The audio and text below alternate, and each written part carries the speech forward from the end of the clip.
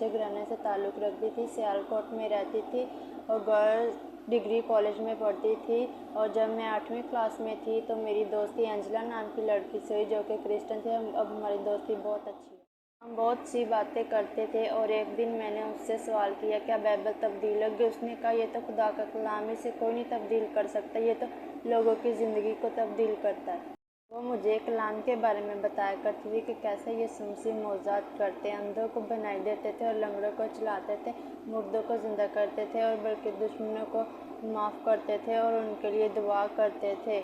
मैं कुरान पाक पढ़ती थी लेकिन मुझे कुछ समझ नहीं आती थी। एक मैं खुदावंद यीशु मसीह की कहानियाँ सुनकर मुझे बहुत अच्छा लगता था और एक दिन मैंने उससे कहा कि मुझे अंजील ला कर दो और उसने कहा कि ये बहुत ख़तरा है, मैं नहीं ला कर दूँगी। मैं बार बार उससे कहने लगी और फिर एक दिन उसने मुझे ला कर दी और मैं छुप छुप कर पढ़ने लगी और अब मेरी ज़िंदगी बदल गई।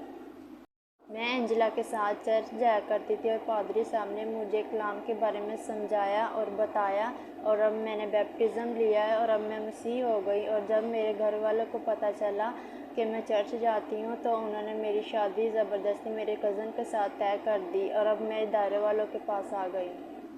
मैंने अपना घर छोड़ दिया और दायरे वालों के पास आ गई हूँ। मैं इस दायरे वालों की बड़ी शुक्रगुज़ार हूँ।